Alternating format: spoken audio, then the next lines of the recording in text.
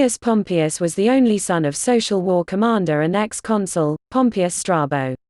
Having reached the age of majority at the same time as Rome fought her Italian allies, young Pompeius served as a junior military tribune, under the command of his father, during the latter half of the Social War. When his father died, young Pompeius was approximately 19 or 20 years old. From various sources, we are told conflicting stories about Rome's reaction to the death of Pompeius Strabo. In one version, the Roman people, outraged that Strabo's negligence had caused an outbreak of plague which had claimed the lives of many Romans, decided to avenge themselves upon the ex-consul's body. Chaining his corpse to the back of a chariot, we are told Strabo's lifeless body was dragged through the streets of Rome for the people to insult and abuse. Then, like trash, his body was thrown in the Tiber River. In another version, we are told these events nearly played out, prevented only by the desperate pleas and tears of Strabo's dutiful son. Whichever version of this story bears out the truth, it seems highly unlikely that either scenario would leave the young man unscathed in his attitude towards Rome and her vindictive people. As his father's sole heir, Pompeius inherited all of Strabo's properties, estates, business dealings, clientele, and, more important than anything, the loyalty of the legions his father had settled in Picenum. Because Strabo had auctioned off the property of those who resisted during the Social War, and kept the profits for himself, he was posthumously charged with plundering public property. Since Roman law allowed the adult children of accused to be held legally accountable in civic cases, young Pompeius was indicted for his father's alleged crime.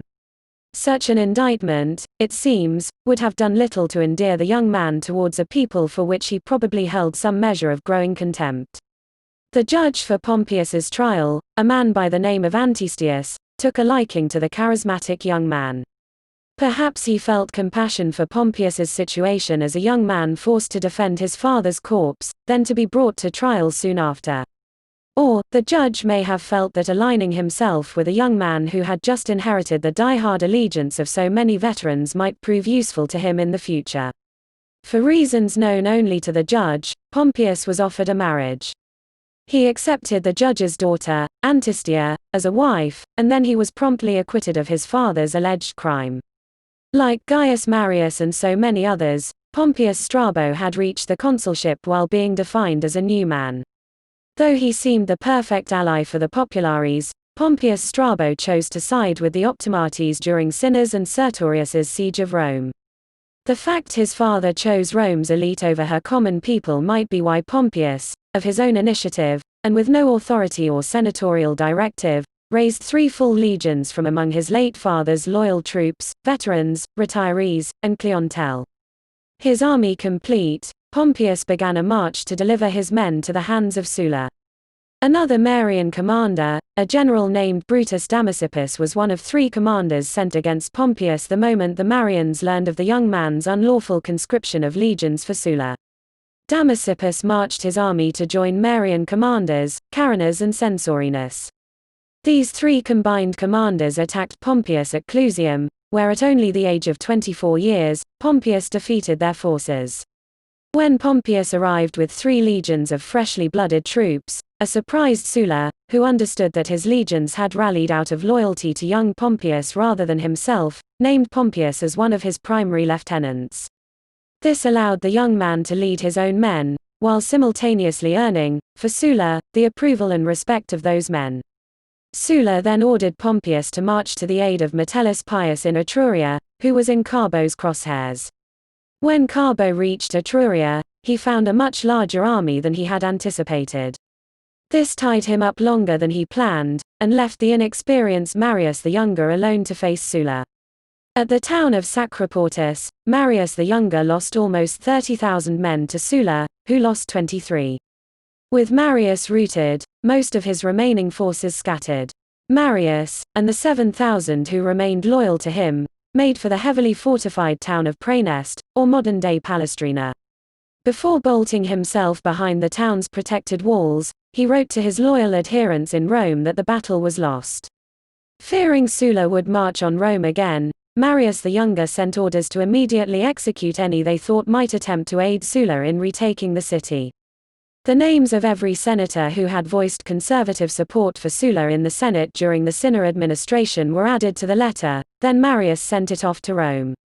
Another purge of conservatives, launched by the Marian Party, engulfed Rome. Politicians of every level, from lower magistracies, all the way up to the Pontifex Maximus, were executed without trial. Some were murdered within their homes, others were attacked in the streets, some were drowned at the baths, and many more took their own lives. The Tiber River, filled with corpses, ran red. The three commanders who had lost to Pompeius took what forces remained to them, and fled to the Samnite Italians. Because the Samnites still fought on behalf of the Marians, the three commanders joined with them, then turned their combined armies towards Rome. Sulla, who desperately needed to stop the ensuing bloodbath in Rome, immediately sent one of his prefects, Ofella, to conduct a siege on Praeneste. Within a matter of days, Ofella's quickly built siege works and barricades completely cut off the town.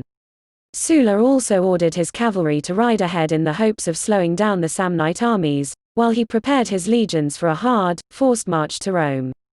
The Samnite armies arrived outside Rome's Colline gate early in the morning of November 1, 82 BC, terrifying the city's inhabitants. The city attempted to send out their own cavalry force, however, against the warlike Samnites, they were easily dispatched.